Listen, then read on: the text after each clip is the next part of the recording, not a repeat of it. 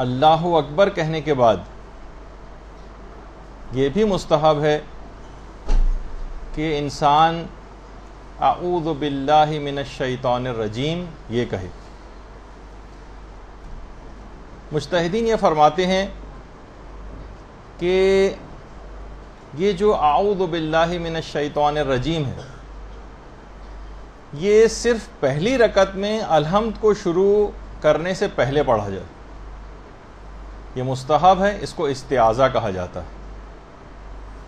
صرف پہلی رکعت میں الحمد کے شروع کرنے سے پہلے، یعنی الحمد کی جو بسم اللہ پڑھی جائے گی اس سے بھی پہلے یہ استعاذہ پڑھا جائے۔ اور اس کے علاوہ جو اور رکعتیں ہیں جس میں سورہ الحمد پڑھی جاتی ہے اس میں بہتر ہے کہ استعاذہ کو ترک کیا جائے۔ دیکھیے ذرا غور سے اس بات کو سمجھنا پڑے گا۔ پہلی رکعت میں الحمد سے پہلے تو پڑھنا مستحب ہے، لیکن بعد کی جتنے بھی سورے ہیں اور بعد کی جو رکعات ہیں ان کی جو الحمد ہے ان میں بہتر ہے کہ اس کو ترک کریں۔ پھر ایک سوال یہ بھی ہے، اور آغا سیستانی سے بھی پوچھا گیا کہ یہ جو ہم پناہ طلبی کرتے ہیں اعوذ باللہ من الشیطان الرجیم، اللہ کی پناہ میں جاتے ہیں شیطان لعین و مردود و رجیم سے،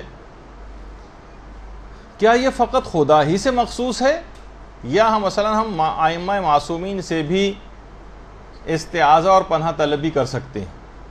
تو آغا سیستانی کا یہی جواب ہے کہ لا استعاذہ الا باللہ، اللہ کے علاوہ کسی سے پناہ طلبی نہیں کی جا سکتی، البتہ ائمہ سے توسل کر کے اور خدا کے اذن سے بلاؤں اور شیاطین کو خود سے دور کیا جا سکتا ہے۔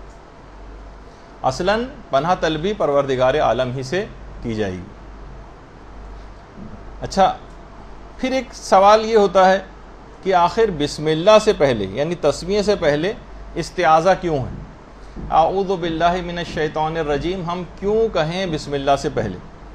تو علماء یہ بیان فرماتے ہیں کہ استعاذہ یعنی یہی اعوذ باللہ ہے، اس کی مثال صابن کی سی ہے، اور جس طریقے سے میل کچیل وغیرہ کو دور کیا جاتا ہے جسم سے صابن لگا کر، اسی طریقے سے منہ ہمارا نامشروع باتوں کی وجہ سے گناہ گار ہو جاتا ہے اور آلودہ ہو جاتا ہے، اور اب ہماری زبان پر ذکر خدا آنا ہے، تو اس گندگی کو زبان کی دور کرنے کے لیے ضروری ہے کہ جو ہے استعاذہ پڑھا جائے، یعنی زبان کے گناہوں سے جو زبان کے گناہوں کی وجہ سے جو زبان ہماری نجس ہو گئی اس کو پہلے اعوذ باللہ کے ذریعے اپنے منہ کو اور اپنی زبان کو پاک کیا جائے تاکہ یہ تلاوت قرآن کے قابل ہو سکے۔ اچھا، اب استعاذہ جو ہے اس کے اصل میں دو ارکان ہیں، ایک تو ہے شیطان سے فرار اختیار کرنا اور دوسرا ہے اللہ کی پناہ میں آنا۔ دشمن سے فقط بچنا ضروری نہیں ہوتا بلکہ رحمان کے قلعے میں داخل ہونا بھی ضروری ہوتا ہے۔ دشمن سے تو ہم بچ کے آ گئے لیکن رحمان کے قلعے میں داخل ہی نہیں ہو رہے، تو یہ دو باتیں اس کا استعاذہ کے اندر خاص طور پر خیال رکھنا ہوتا ہے۔ اور نماز میں دیکھیے اس کا حکم یوں بھی ہے کہ جو شیطان ملعون ہے یہ سب سے پہلے تو یہ بات چاہتا ہے کہ آپ نماز ہی نہ پڑھیں، کہ ہر صورت میں کوشش کرے گا، اپنی تمام ہمتوں کو بروئے کار لائے گا اور کوشش کرے گا کہ آپ نماز ہی نہ پڑھ سکیں، اور اگر آپ کو توفیق نماز مل گئی تو اب اس کی پوری کوشش یہ ہوتی ہے کہ آپ کی نماز کے ثواب کو ضائع کرے، آپ کو جہالت میں مبتلا کر کے آپ کی نماز کو باطل کروا دے۔ نماز کے مسئلوں کی طرف سے کتنے لوگوں کی طبیعت گھبراتی ہے، مسائل نماز کہیں بیان ہو رہا ہوں لوگوں کو فوراً جمائیاں آنے لگتی ہیں، لوگ سوچتے ہیں بہت بوریت ہو رہی ہے اس کے اندر، بہت وقت ضائع ہو رہا ہے۔ یہ شیطان کی طرف سے ہوتا ہے، وہی چاہتا ہے کہ آپ مسائل نماز کو صحیح طور پر سمجھ نہ پائیں اور نماز میں غلطی کریں اور وہ آپ کی نماز کو باطل کروا دے۔ اچھا، اگر بالفرض ہم نے مسائل کی کلاسز بھی لی ہوئی ہیں اور نماز بھی بالکل صحیح پڑھ رہے ہیں، اس کا جب یہ والا کارگر نہیں چلتا کام تو پھر کیا کرتا ہے وہ آپ کے خشوع و خضوع نماز میں کم کرنے کی کوششیں کرتا ہے، ادھر کے خیالات ادھر کے خیالات وہ آپ کے دماغ میں لے کر آتا ہے، یا آپ کی نماز میں ریاکاری، عجب، تکبر وغیرہ جو اخلاقی برائیاں ہیں وہ ایسی چیزیں آپ سے سرزد کروائے گا جس سے آپ کی نماز قبولیت سے رہ جائے گی. یا تو نماز کو باطل کروا دے گا یا آپ کے نماز کے ثواب کو ختم کروا دے گا. اور جب آپ نے نماز بھی خیریت سے گزار لی یہ تب بھی پیچھا نہیں چھوڑے گا. پھر یہ کیا کرے گا, ایسے اعمال کو سرزد کروائے گا نماز کے بعد جس سے آپ کی پچھلی پڑھی گئی نماز کا ثواب زائل ہو جائے. تو اس کی پوری کوشش یہ ہوتی, وہ اس کی ہم پوری ایک تفصیل انشاءاللہ اپنے مقام پر جو ہے بیان کریں گے. ایک مکمل نشست اس بات پہ بھی آپ کی ہوگی کہ نماز کو قبول کیسے کروایا جائے, اور اس سلسلے میں جو رکاوٹیں ہوتی ہیں, کون سے ایسے اعمال ہیں جس سے نمازوں کے ثواب ضائع ہو جاتے ہیں. وہ پوری ایک جب ہماری نماز ختم ہو جائے گی تو اس کے بعد ایک لیکچر اس پہ بھی ہوگا. ایک بار بھی اگر آپ نے خلوص سے یہ پڑھ لیا اعوذ باللہ من الشیطان الرجیم, جس کو استعاذہ کہا جاتا ہے, تو پروردگار عالم آپ کے اور شیطان کے درمیان 70 ایسی رکاوٹیں حائل کر دے گا.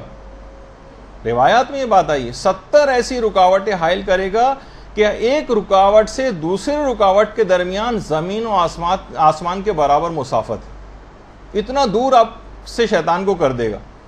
بلکہ اگر آپ روزانہ اعوذ باللہ من الشیطان الرجیم پڑھتی رہیں کم سے کم 10 مرتبہ روزانہ, تو پروردگار عالم ایک فرشتے کو موکل کرے گا. اگر آپ یہ کام صبح ہی کو کر لیا کریں, اعوذ باللہ جو ہے 10 مرتبہ روزانہ اگر آپ صبح کے وقت پڑھ لیا کریں, تو پروردگار عالم ایک فرشتے کو موکل کر دے گا جو مسلسل شیطان کو آپ کے پاس سے بھگاتا رہے گا پورے دن. بہت اہم بات ہے. خود یہ ساری چیزیں روایات کے اندر بیان ہوئی. پیغمبر اسلام کی حدیث ہے جو میں نے ابھی آپ کے سامنے پیش کی ہے. درود بھیجیے محمد اللہم صلی علی محمد وعلی محمد. بلکہ ایک دفعہ پیغمبر اسلام نے 2 افراد کو آپس میں لڑتے دیکھ لیا جو ایک دوسرے کو لڑ بھی رہے تھے اور خوب برا بھلا بھی کہہ رہے تھے. پیغمبر اسلام نے فرمایا کہ اگر ان میں سے ایک شخص بھی استعاذہ پڑھ لیتا اعوذ باللہ من الشیطان الرجیم, تو ان پر شیطان یہ حالت طاری نہیں کر سکتا تھا. یعنی کبھی بھی گھر میں بھی کبھی ایسا کوئی لڑائی جھگڑا ہو جائے یا آپ کی کسی سے بحث و تخمیس اور تڑاخ اور جو ہے وہ اختلاف ایسا ہو جائے کہ جس میں منہ ماری وغیرہ ہونے لگتی ہے اور جھگڑا بڑھنے لگتا ہے, تو ان فریقین میں سے اگر کوئی بھی ایک شخص اس وقت اعوذ باللہ من الشیطان الرجیم پڑھ لے تو شیطان کا وہ لڑائی والا کارگر جو وار ہے وہ نہیں کر سکے گا. تو بہرحال دن کا آغاز اسی اعوذ باللہ سے کریں, اور صبح کے وقت 3 مرتبہ استعاذہ پڑھنے کے بعد روایتوں میں یہ بات آئی ہے کہ اگر سورہ حشر کی 3 آیتیں پڑھ لی جائیں, هو اللہ الذی لا الہ الا ہوا سے جو شروع ہوتی ہے, سورہ حشر کی آخری 3 آیتیں, اتنا وقت نہیں کہ ان کو پڑھا جائے, آپ یہ لکھ لیں کہ 3 مرتبہ اعوذ باللہ من الشیطان الرجیم پڑھنے کے بعد اگر سورہ حشر کی آخری 3 آیتیں پڑھ لی جائیں تو 70,000 فرشتے پروردگار اسی وقت موکل کرتا ہے جو صبح سے شام تک اس پر مسلسل درود پڑھتے ہیں, اور اگر وہ اس پورے دن اور رات کے درمیان مر گیا تو اس کو ثواب شہید بھی دیا جاتا ہے. اللہم صلی علی محمد وعلی محمد.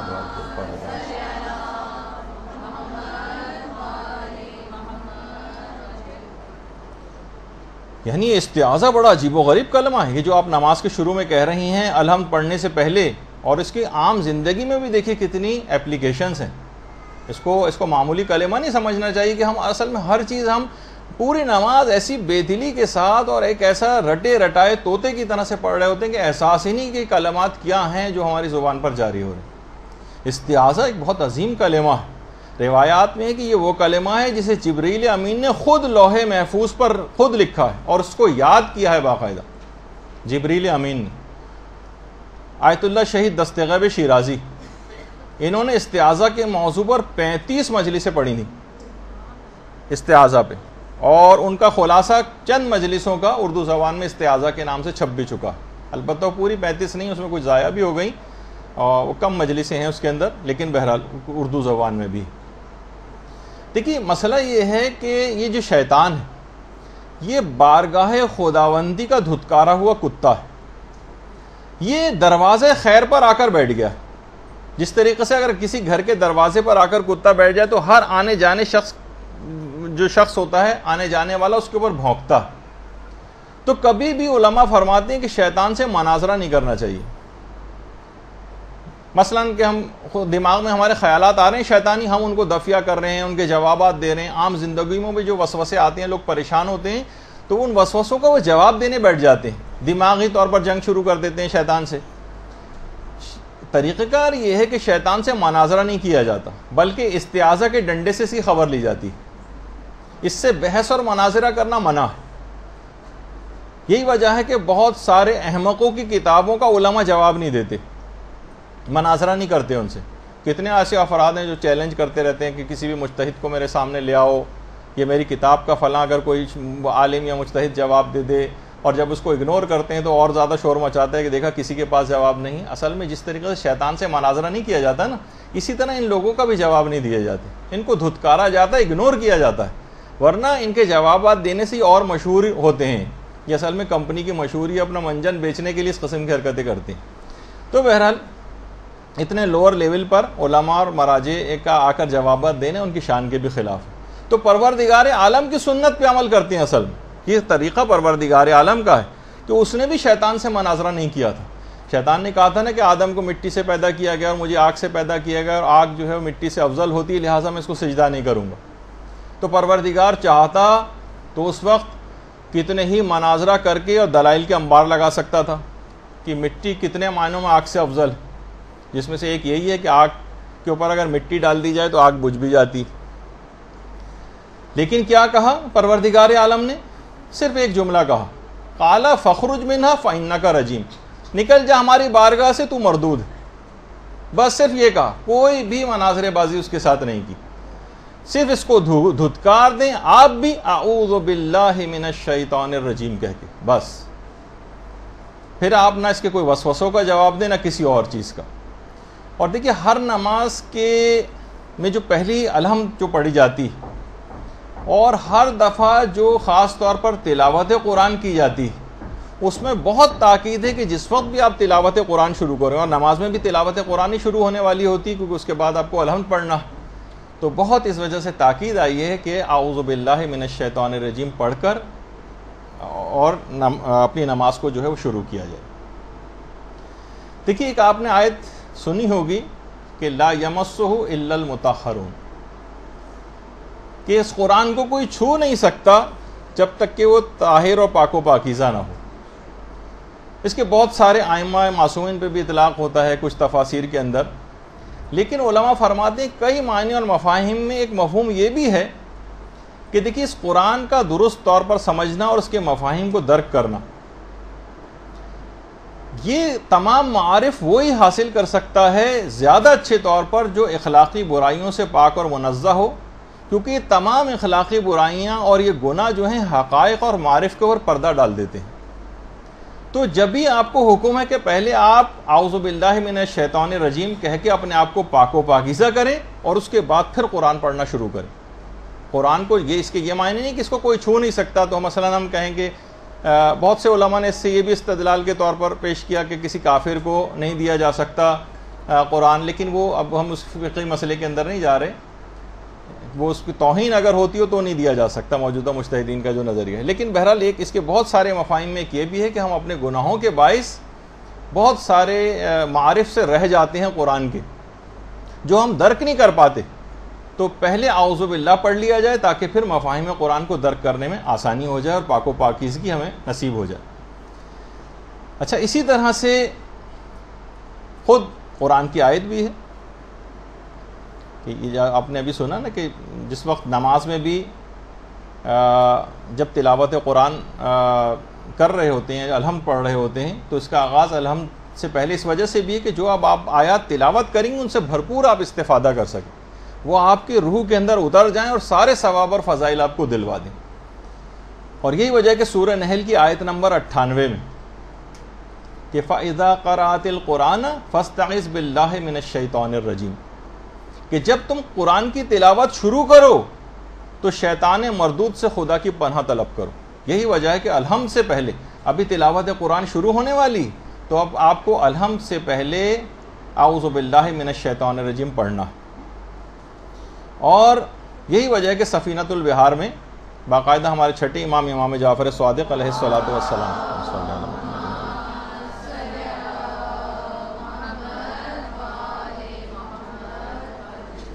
کہ اغلقوا ابواب المعصیت بالاستعاذہ وافتحوا ابواب الطاعۃ بالتسمیہ، یعنی گناہوں کے ابواب کو، ان کے دروازوں کو بند کر دو استعاذہ کہہ کر، اعوذ باللہ پڑھ کر، اور اطاعت کے دروازوں کو کھولو تسمیہ کہہ کر، یعنی بسم اللہ پڑھ کر. اور یہ تمام چیزیں انتہائی اہم ہیں، کیونکہ اس کے بغیر بہت مشکل ہے کہ شیطان نے مردود سے پناہ لیے بغیر اپنی نماز کو اس کی دست برد سے محفوظ رکھا جا سکے. اچھا، بعض علماء یہ فرماتے ہیں کہ جب نماز میں استعاذہ پڑھا جائے، زیادہ تر علماء کے طریقہ کار بھی یہی کہ یہ جو استعاذہ پڑھا جائے اللہ اکبر کے بعد بسم اللہ سے پہلے، یہ آپ کو آہستہ آواز میں پڑھنا ہے، آہستہ آواز میں، حتیٰ کہ وہ چاہے وہ نماز بالجہر پڑھنے والی کیوں نہ ہو. جیسے مرد حضرات بھی ہیں یا بہت سی عورتیں بھی جو جہری نماز ہے، اگر کوئی نامحرم نہ ہو تو بلند آواز سے پڑھ سکتی ہیں، اس میں بھی بسم اللہ کو بلند آواز سے پڑھنا ہے مستحب کے طور پر، لیکن اعوذ باللہ کو آہستہ آواز میں پڑھنا ہے. یہ عام طور پہ لوگوں کو سمجھ میں نہیں آتا، تو ہم آپ کو اس کا ایک کلپ دکھا دیتے ہیں.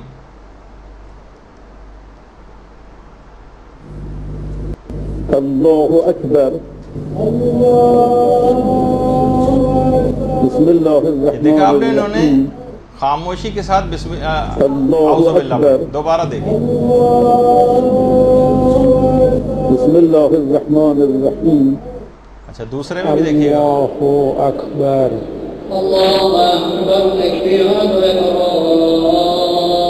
یہ دیکھیے پڑھا ہے. بسم اللہ الرحمن الرحیم. استغفر اللہ ربی واتوب الیہ.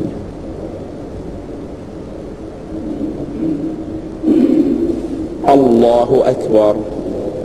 اعوذ باللہ من الشیطان الرجیم. بسم اللہ الرحمن الرحیم. دوبارہ سنیے. اعوذ باللہ من الشیطان الرجیم. بسم اللہ الرحمن الرحیم. اس طرح سے پڑھنا ہے آپ نے.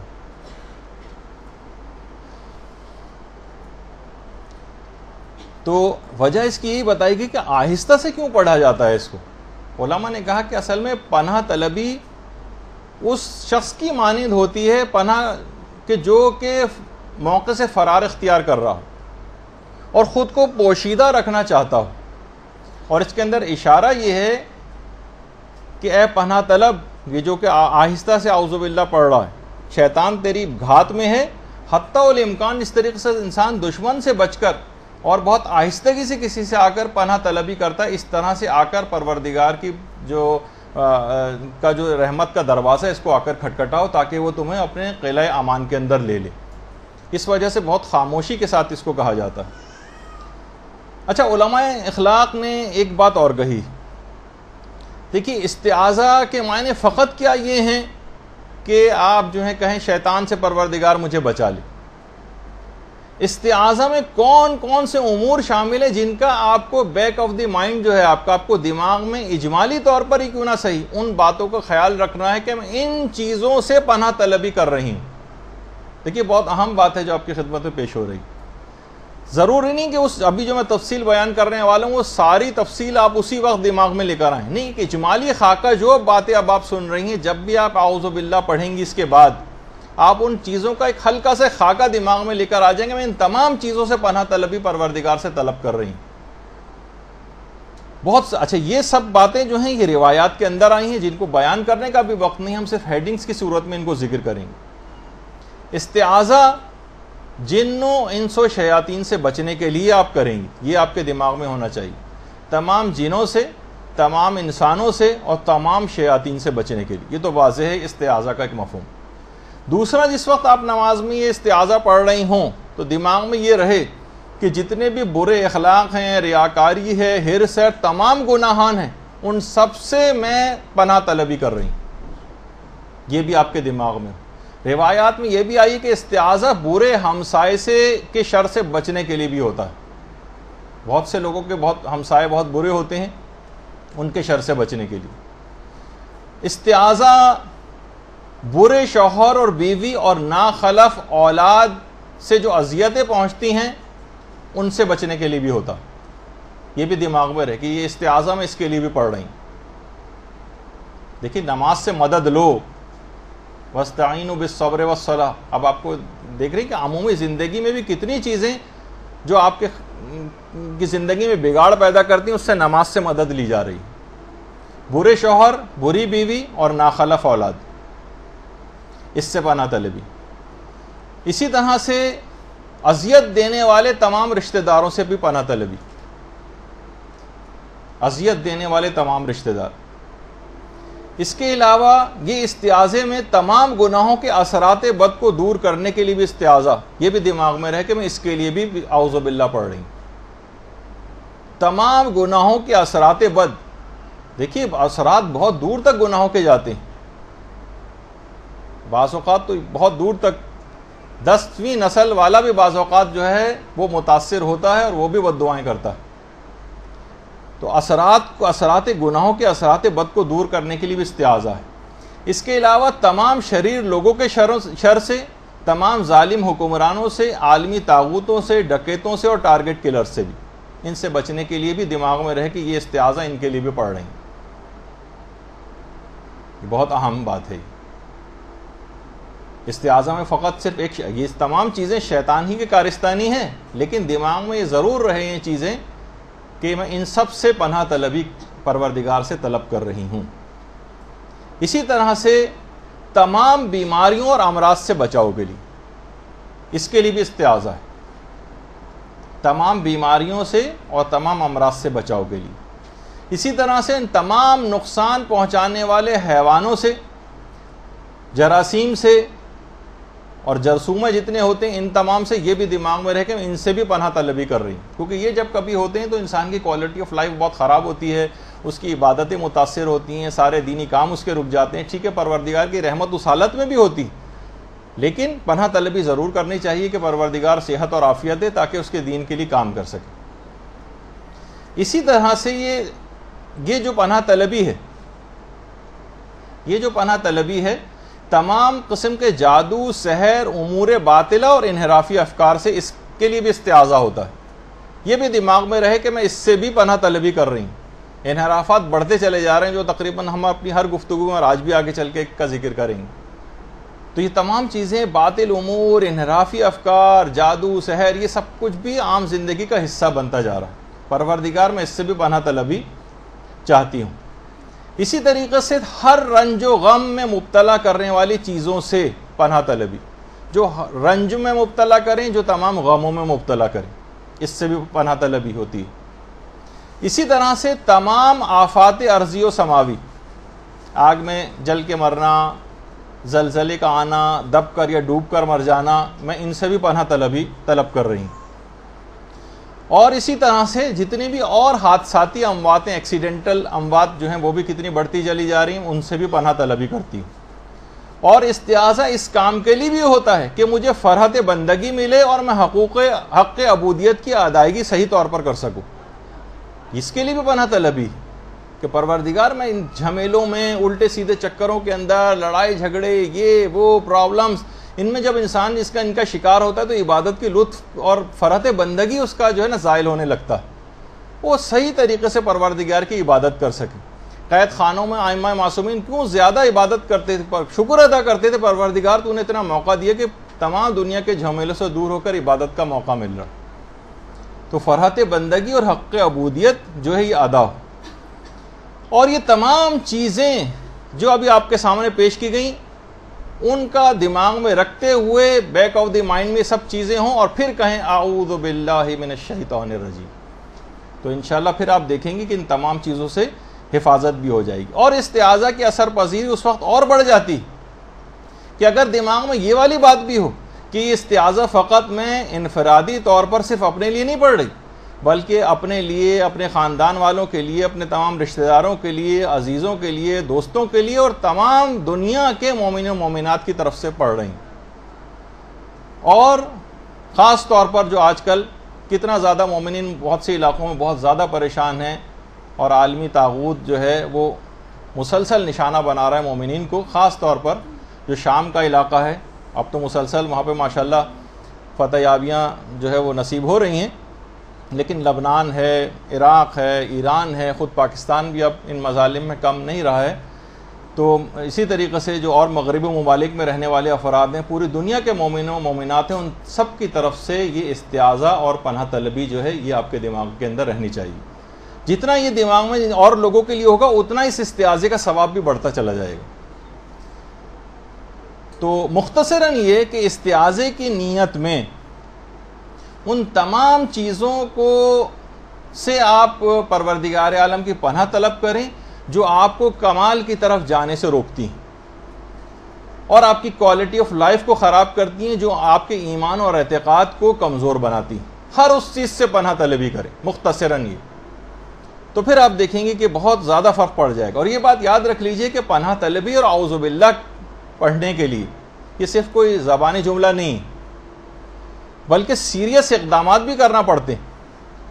ایسا نہیں کہ کوئی شخص شیر کے منہ میں ہاتھ بھی ڈال رہا ہو اور لوگوں سے چیخ چیخ کر کہہ رہا ہو کہ مجھے بچاؤ، خود ہی شیر کے منہ میں ہاتھ ڈالا ہے اور چیخ بھی رہا ہے۔ مثلا علماء فرماتے ہیں کہ استعاذے کی جو حقیقت ہے وہ گناہوں سے فرار ہے، گناہوں سے فرار۔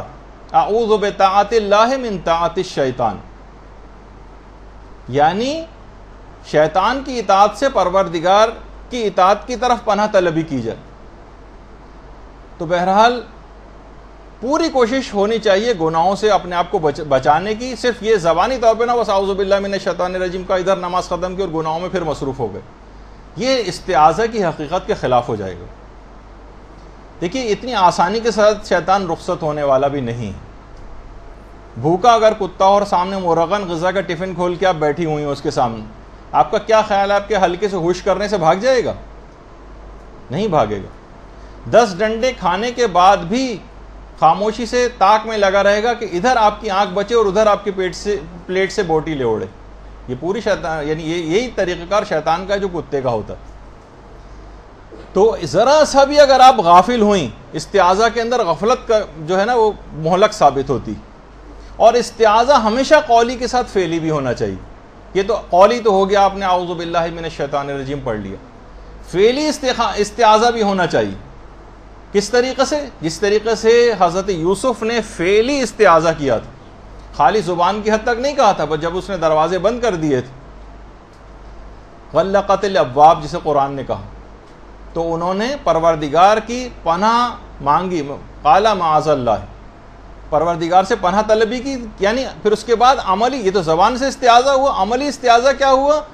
بھاگے، وہاں سے بھاگے تو پروردگار کی مدد آئی اور اس کے بعد دروازے کھلتے چلے گئے۔ حضرت یوسف کا یہ قدم جو ہے یہ استعاذہ فعلی تھا، صرف قول کی حد تک محدود نہیں رہے، گناہ سے بچ کر بھاگے بھی۔ تو یہ تمام چیزیں ایسی ہیں کہ جو خاص طور پر جن کا بہت زیادہ خیال رکھنا چاہیے۔ اور جب بھی کبھی استعاذے کے مواقع آ جائیں، حرام اور گناہ کے مواقع آ جائیں، تو الفاظ کون سے ہونے چاہیے استعاذے کے لیے؟ یہ تو بہت آرام سے آپ کو یاد بھی ہے ہر شخص کو، اعوذ باللہ من الشیطان الرجیم۔ کچھ اور الفاظ استعاذہ بھی پڑھے جا سکتے ہیں، مثلا اعوذ باللہ السمیع العلیم من الشیطان الرجیم، یہ بھی مشہور ہے۔ اسی طریقے سے اعوذ باللہ من الشیطان الرجیم ان اللہ هو السمیع العلیم، یہ بھی پڑھا جا سکتا ہے۔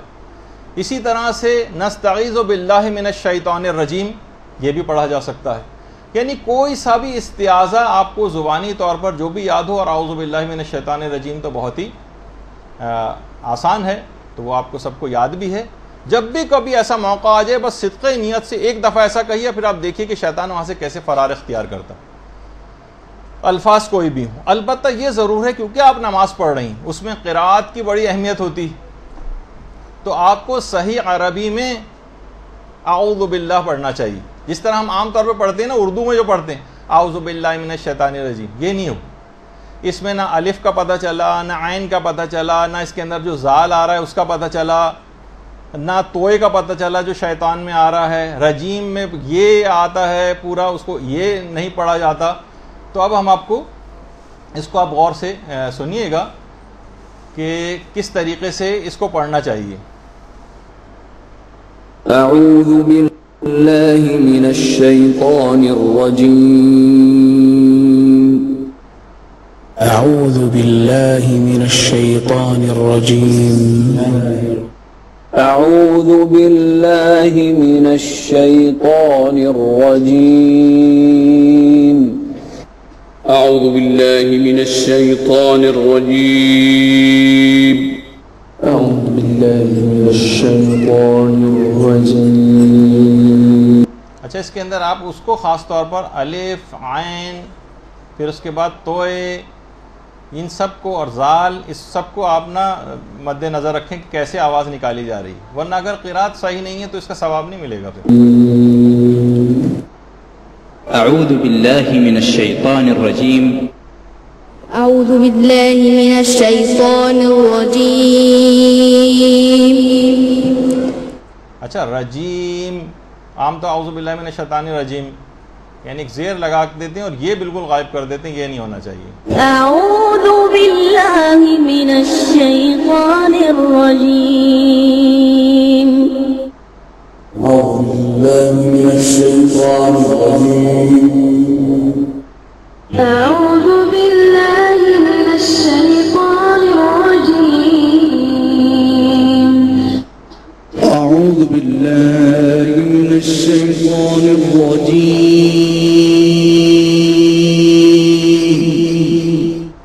أعوذ بالله من الشيطان الرجيم. تو اس کو آپ کو خود بھی گھر پہ جا کے بھی پریکٹس کرنا ہے. اور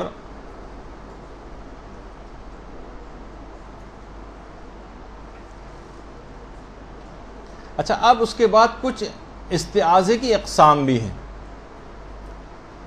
ایک تو استعاذے کی یہی ایک قسم ہے جس کو استعاذہ قولی کہا جاتا ہے.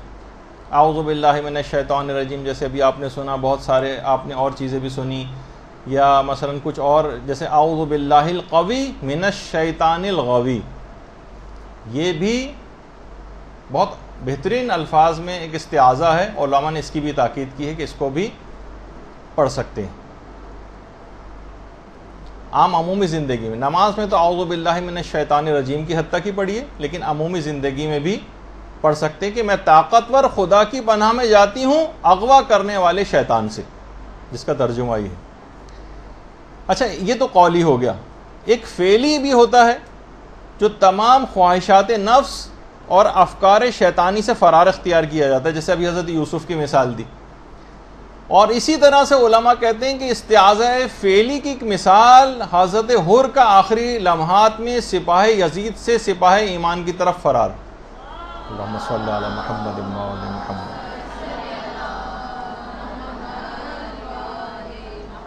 یہ استعاذہ فعلی تھا، یعنی واقعتاً اس کے اندر کام کر کے دکھانا ہوتا ہے، صرف زبان کی حد تک نہیں رہنا ہوتا جب تک کہ پوری کوشش نہ کی جائے. یہ استعاذہ فعلی. اسی طریقے سے دیکھیے استعاذہ چاہنے والوں کی بھی کچھ اقسام، تاکہ اسی سے فائدہ اٹھا کر ہم کیونکہ بہترین نماز کیسے پڑھیں تاکہ پتہ تو چلے کہ صرف لفظ کی حد تک نہ رہ جائیں. جو استعاذہ خدا سے پناہ طلبی کر رہے ہوتے ہیں ان کی کئی اقسام. ایک تو ہمارے جیسا عام افراد ہیں جن کی راہ میں شیطان بیٹھا ہوا ہے اور یہ مسلسل اپنے جو گناہ ہیں ان سے اور جو وسوسے ہیں ان سے پناہ طلبی کرتے ہیں پروردگار کی بارگاہ میں. تمام گناہوں سے اور وسوسوں سے ہر وقت شیطان ان کو بہکاتا رہتا ہے، یہ بہکتے رہتے ہیں. یہ عام لوگوں کا استعاذہ جو ہمارے جیسے لوگ ہیں، ان کے پاس نہ کوئی ہتھیار ہوتا ہے ان سے مقابلے کا، نہ کچھ ہوتا ہے، صرف الفاظ ہوتے ہیں اور تھوڑی سی کوشش ہوتی ہے، باقی شیطان ان کو آرام سے بہکا سکتا ہے. ان کو بہت زیادہ ضرورت ہوتی ہے کہ مسلسل پر اللہ کی پناہ طلب کرتے رہیں. یہ عام لوگوں کا استعاذہ ہے. اچھا، کچھ علماء، خواص اور اولیاء خدا کا استعاذہ ہوتا ہے، جن کے یہ وہ افراد ہوتے ہیں علماء، صالحین، خواص کہ جن کے پاس شیطان سے مقابلے کے ہتھیار موجود ہوتے ہیں. یہ پوری زندگی کی تقوی اور پرہیزگاری اور مشقتیں اور ریاضتیں کر کے اپنے پاس ایسے ہتھیار رکھ لیتے ہیں کہ شیطان ان کے اوپر اثر انداز نہیں ہو سکتا اور اس کے لیے بہت مشکلات ہوتی ہیں. تو ان کے پاس ہتھیار ہوتے ہیں، ان کا استعاذہ تھوڑا سا الگ نوعیت کا ہوتا ہے، اور یہ خود بھی ان ہتھیاروں سے شیطان کا مقابلہ کر کے اس سے خلاصی کر لیتے ہیں۔ اچھا، ایک دماغ میں سوال ابھرتا ہے کہ معصومین علیہ السلام کے استعاذے کے کیا معنی؟ ان کے اوپر تو دیکھیے شیطان کو ان کے اوپر کوئی قدرت حاصل نہیں، تو پھر ان کا استعاذہ کیوں؟ یہ کس بات سے پناہ طلب کرتے ہیں؟ کہ دیکھیے شیطان تو ان افراد کے متعلق پہلے سے کہہ چکا ہے، قَالَ فَبِعِزَّتِكَ لِأَغْوِيَنَّهُمْ أَجْمَعِينَ إِلَّا عِبَادُكَ مِنْهُمُ الْمُخْلَصِينَ، کہ تیری عزت و جلال کی قسم میں ہر شخص کو گمراہ کروں گا سوائے تیرے ان مخلص بندوں کے۔ اس کا مطلب ہے کہ وہ تو پہلے سے ہی اعتراف شکست کر چکا ہے، تو پھر یہ افراد کیوں آخر پناہ طلبی پروردگار سے طلب کرتے ہیں شیطان کے مقابلے میں؟ اس سے کیا ان کی مراد ہوتی؟ دیکھیں علماء بھائی یہ بیان فرماتے ہیں کہ یہ معصومین علیہ السلام جو ہیں، یہ ان کا استعاذہ یہ خدا کی راہ میں جلوہ حق کے مقابلے میں کسی بھی رکاوٹ کو برداشت نہیں کرتے، یہ ہر رکاوٹ کے مقابلے میں پناہ طلبی کرتے ہیں، ہر رکاوٹ کے مقابلے میں۔ ان کو دیکھیں شیطان سے کوئی خطرہ نہیں ہے، نہ ان کو اپنے نفس سے کوئی خطرہ ہے، بلکہ جلوہ حق کے مقابلے میں رکاوٹوں کو برداشت نہیں کرتے۔ دنیاوی جتنے بھی امور ہیں نا، یہ ان کی جیسے مومنین کے دکھ ہیں، ان کی پریشانیاں ہیں، ظالموں کے مکر و فریب اور ہیلے ہیں، اور دنیاوی مصروفیات ہیں، ان میں سے یہ ہر چیز کو جلوہ حق میں معنی سمجھتے ہیں، اور کہ ان سے بھی اگر میرا وقت بچتا، ہمارا وقت بچتا، تو یہ بھی ہم عبادت پروردگار میں لگا دیتے۔ تو اس وجہ سے ان باتوں سے یہ پناہ طلبی جو ہے وہ پروردگار کی بارگاہ میں طلب کرتے ہیں۔ اور اس کے مقابلے میں جو اہل تقوی ہیں، ان کا جو استعاذہ ہے وہ ڈر کر ہر وقت ان کو ڈر ہی لگا رہتا ہے کہ یہ دولت ایمان و تقوی جو انہوں نے بہت مشکل سے حاصل کی ہے، ہر وقت اس کو خطرہ دامن گیر رہتا ہے۔ ایک لحظے کی غفلت ہوئی اور شیطان نے آ کر اپنا کام کر دیا اور ان کے دل پر قبضہ جما لیا، تو یہ ساری کی کرائی محنت جو ہے ان کی ضائع ہو جاتی ہے۔ تو اس وجہ سے یہ بہت زیادہ پریشان ہوتے ہیں، اور ہر وقت پروردگار سے اپنے اس ایمان اور تقوی جو ریاضتوں سے حاصل کیا ہے اس کو جو ہے اس سے پناہ طلبی کرتے ہیں۔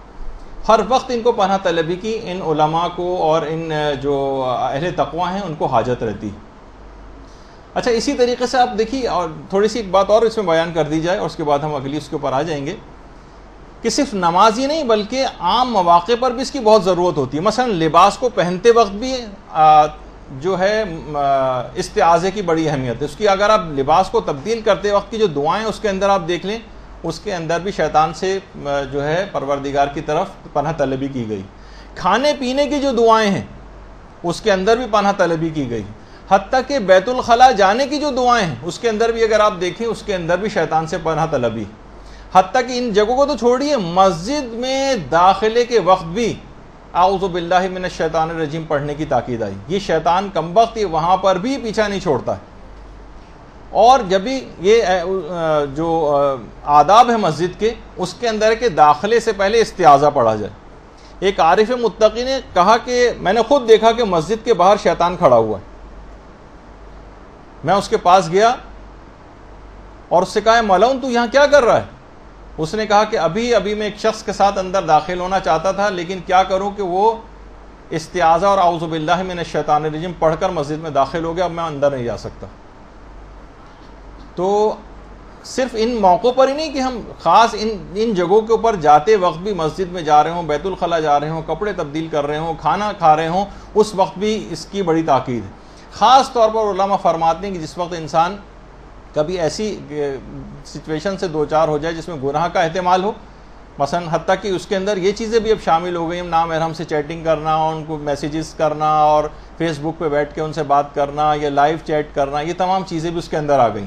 اس وقت بھی جب کبھی اس موقع کے اندر گرفتار ہو اور دوسری طرف سے اس قسم کی بات چیت کی جا رہی ہو، تو اس وقت انسان سچے دل سے پناہ طلبی کرے اور شیطان کی اس جال کو توڑ کر باہر آ جائے۔ اور اسی طریقے سے علماء فرماتے ہیں کہ دوسرا اور اہم موقع قضاوت کے وقت بھی ہے، جس وقت قاضی فیصلہ سنا رہا ہوتا ہے، اس وقت بھی اعوذ باللہ پڑھنے کی بہت زیادہ تاکید ہے۔ اور تیسری اہم ترین وجہ بھی جو اس سے پہلے ذکر ہو چکی، وہ خاص طور پر جب انسان غیظ و غضب کی حالت میں ہوتا ہے۔ جس وقت بھی انسان غیظ و غضب کی حالت میں ہوتا ہے، اس وقت بھی اس کے لیے بہت زیادہ اس بات کی تاکید ہے کہ وہ اعوذ باللہ پڑھ لے، لیکن اس وقت عام طور پر یاد نہیں آتا اور غصے میں آ کر انسان مختلف کام کر دیتا ہے. تو اس وقت بھی کوشش یہ کرے کہ غیظ و غضب کی حالت میں بھی. خود روایات کے اندر یہ بات آئی کہ خود شیطان نے یہ بات کہی کہ جب بھی انسان غیظ و غضب کی حالت میں ہوتا ہے تو اس کی مثال بچے کے ہاتھ میں اس گیند کی طرح سے ہو جاتی ہے. میں اس کے ساتھ ایسا سلوک کرتا ہوں جیسے بچے کے ہاتھ میں گیند، کہ جس طرح سے وہ گیند کو پھینکنا چاہتا ہے پھینک دیتا ہے. یعنی جس طرح سے میں گھمانا چاہوں اس غیظ و غضب کی حالت میں گھما سکتا ہوں، اپنے ہاتھوں میں کھیل سکتا ہے وہ شیطان کی، اگر وہ غیظ و غضب کی حالت میں. تو اس وقت خاص طور پر پھر آپ دیکھتی ہیں کہ بات صرف یہاں تک نہیں رہتی لڑائی جھگڑوں کے اندر. جب غصے میں انسان آتا ہے نا تو پھر کیا کرتا ہے، مار پیٹ بھی کرتا ہے. کتنے سارے گناہ اسی وقت ہوتے ہیں، مار پیٹ بھی کر سکتا ہے، گالیاں بھی دیتا ہے، اور بد اخلاقی سے بھی پیش آتا ہے، تہمتیں بھی لگاتا ہے، الزامات بھی لگاتا ہے، حتیٰ کہ قتل تک کر سکتا ہے. غیظ و غضب کی حالت کے اندر انسان ایسا شیطان اس کے رگ و پے کے اندر، وہ جو بلڈ پریشر جو اس کا ریز ہوا ہوتا ہے اس کے اندر اصل میں خون کے اندر شیطان گھوم رہا ہوتا ہے جو ہر قسم کے حرام کام اس سے کروا سکتے ہیں. جس طریقے سے شراب کے اندر ہوتا ہے نا کہ پھر ہر قسم کا گناہ اس سے ممکن، یہی حالت تقریباً غیظ و غضب کی بھی ہوتی ہے. تو اس موقع پہ بہت زیادہ تاکید ہے. اسی طریقے سے گھر سے باہر نکلتے وقت کی جو دعائیں ہیں ان کے اندر بھی استعاذے کی بڑی تاکید. اس کے اندر ہے کہ شیطان اور اس کے قبیلے والے تمہیں اس طرح دیکھ رہے ہیں کہ تم ان کو نہیں دیکھ پاتے ہو. یعنی ان کی نگاہیں اب تم پر لگ، جیسے ہی تم گھر سے باہر نکلو گے شیاطین، جیسے کہا جاتا ہے نا کہ بازاروں کے اندر شیطان کرسی لگا کے بیٹھتا، اب جب تم گھر سے باہر نکل آئے تو اب یہ شیطان تمہارے تمام اس کے لشکر تمہیں دیکھ رہے ہیں اور تمہاری گھات میں اور تم سے طرح طرح کے گناہ کروائیں گے. تو اس موقع پر گھر سے باہر نکلتے وقت کی دعاؤں میں بھی ہے کہ استعاذہ اور پناہ طلبی کی جائے. دیکھیے جب بھی آپ کسی گھر میں جاتی ہیں اور کوئی خطرناک کتا اس گھر کے دروازے پر بیٹھا ہوتا ہے تو آپ اس کے مالک سے کہتی ہیں براہ کرم اس کو ذرا یہاں سے ہٹا دیجئے، مجھے اندر آنا ہے. تو اسی طریقے سے نماز بھی پروردگار کے دروازے پر آپ آ گئی ہیں، اب پروردگار کی راہ میں حائل یہ شیطان بیٹھا ہوا ہے کتا بن کر وہاں پر، تو آپ اسے پروردگار سے پناہ طلبی کریں، ریکویسٹ کریں پروردگار مجھے اپنی پناہ میں لے لیں اور اس کو میرے رستے سے ہٹا دیں. جب یہ آپ سے کسی لمحہ غافل نہیں ہوتا ہے، یہ ایسا دشمن ہے، تو آپ اس سے غافل کیوں ہیں؟ یہ بہت اہم بات ہے. دیکھیے جب آپ چوروں ڈکیتوں سے حفاظت کے لیے روزانہ سونے سے پہلے تمام اندر کے داخلے آپ بند کرتی ہیں، کنڈیاں لگاتی ہیں، تالے لگاتی ہیں، کیا کیا کرتی ہیں کہ کوئی جگہ کھلی نہ رہ جائے، تو آخر کس طریقے سے پھر آپ نے اس کو اتنی آسانی سے اس کے لیے بڑے بڑے دروازے کیوں کھول رکھے؟ اس کو استعاذہ پڑھ کر آپ ہر صورت میں اندر آنے سے روکیں، اور ورنہ اگر ابھی آپ نے اس کا اقدام نہیں کیا اور مرتے وقت پتہ چلا کہ کتنا بڑا نقصان آپ اٹھا چکی ہیں، پھر کچھ نہیں ہوگا. علماء بڑا اچھا جملہ ایک عالم نے لکھا ہے کہ آخرت میں گئے اور پتہ چلا کہ یہ جو سجدے ہم کرتے رہے یہ سارے کے سارے شیطان کے آستانے ہی پر کرتے رہے. ایمان کے ہم زبانی دعوے تو کرتے رہے مگر اصلاً اطاعت ہم شیطان کی کرتے رہے. صرف زبان سے کہتے بھی رہے اعوذ باللہ تو کیا فائدہ، عملاً تو ہم نے اطاعت شیطانی کی تھی. وہ جو منتخب التواریخ جو ہمارے ملا ہاشم خراسانی کی بڑی مشہور کتاب ہے، استاد سید علی حائری ایک بہت بڑے عالم دین، انہوں نے خود اپنے ایک درس میں فرمایا کہ اصفہان میں ایک گاؤں تھا، وہاں ایک مریض حالت احتضار میں تھا. سید علی حائری نے یہ واقعہ سنایا. اصفہان میں باقاعدہ ایک گاؤں تھا جس کا ایک مریض حالت احتضار میں تھا. کہہ رہے ہیں میں اس کے پاس گیا اور اس کے سرہانے بیٹھ کر تلقین پڑھنا شروع کی، کیونکہ حالت احتضار میں بھی تلقین پڑھنے کی تاکید. اچھا جب مریض کو کہا گیا کہ پڑھو لا الہ الا اللہ، تو جب بھی مریض کہتا تھا لا الہ الا اللہ تو کہنے بڑی حیرت انگیز بات ہم نے دیکھی کہ جب بھی وہ خدا کی وحدانیت کی گواہی دیتا تھا تو کمرے کے گوشے سے آواز آتی تھی صدقت یا عبدی، تو نے سچ کہا ہے میرے بندے. اچھا جب مریض کے منہ سے تکلیف سے یا اللہ نکلتا تھا تو کمرے کے گوشے سے آواز آنے لگتی تھی لبیک یا عبدی، اے بندے میں حاضر ہوں. عالم بڑے حیران ہوئے، پوچھا کہ اے صاحب آواز تم کون ہو؟ کہا میں ہی اس کا معبود ہوں، ساری زندگی اس نے میری ہی تو اطاعت و پیروی کی ہے، میں ہوں شیطان. جب رات دن اس نے احکامات خدا کی نافرمانی کی اور میری اطاعت کی، گانے بجانے یہ کرتا تھا، فتنہ فساد یہ کرتا تھا، غیبتیں چغلیاں یہ کرتا تھا، لڑائی جھگڑے جو ہے یہ کیا کرتا تھا، خواہشات نفس کی پیروی اس نے کی، فلمیں، فحش ڈرامے، مناظر. کوئی تو زندگی کا وقت ایسا نہ تھا جب اس نے شیطان کی اطاعت نہ کی تھی. تو انجام بھی اس کا یہی ہونا تھا. ساری زندگی عبادت یہ میری کرتا رہا تھا. اب یہ لا الہ الا اللہ کہہ بھی رہا ہے تو یہ میرے لیے ہی کہہ رہا ہے، یہ اس اللہ کے لیے نہیں کہہ رہا ہے. تو دیکھیے یہ وقت اگر نکل گیا اور ہم نے اس استعاذہ کو کام میں نہیں لائے، اس نماز کو استعمال اس سلسلے میں نہیں کیا، اپنے آپ کو گناہوں سے نہیں بچایا، یہ نماز اس قابل نہیں بن سکی کہ ہم کو ان تمام گناہوں سے بچا سکے، تو وقت کبھی خدا نہ خواستہ اس طرح کا آ گیا جو ابھی آپ نے واقعہ سنا کہ پوری زندگی تو شیطان کی اطاعت میں لگائی تھی، آخری وقت میں صرف ایک جملہ پڑھ کے کیسے جنت حاصل کر لیں گے. تو یہ بہت اس بات کی اہمیت ہے اس موقع پر. یعنی اگر حالت نظام میں احتضار میں آنکھوں سے پردہ اٹھ بھی گیا تو اس وقت کا کیا حاصل ہوگا، توبہ کی بھی بعض اوقات گنجائش نہیں ہوتی. تو دل و جان سے گناہوں کے خلاف ڈٹ جانا یہ حقیقت استعاذہ. اسے آپ پڑھیے اور اچھی طریقے سے تمام چیزوں کا مفہوم دماغ میں رکھتے ہوئے اعوذ باللہ من الشیطان الرجیم پڑھنے کے بعد پھر اس کے بعد الحمد کی بسم اللہ الرحمن الرحیم اس کی طرف آ جائیے. برحمتك يا أرحم الراحمين وصلى الله على محمد وآله الطاهرين.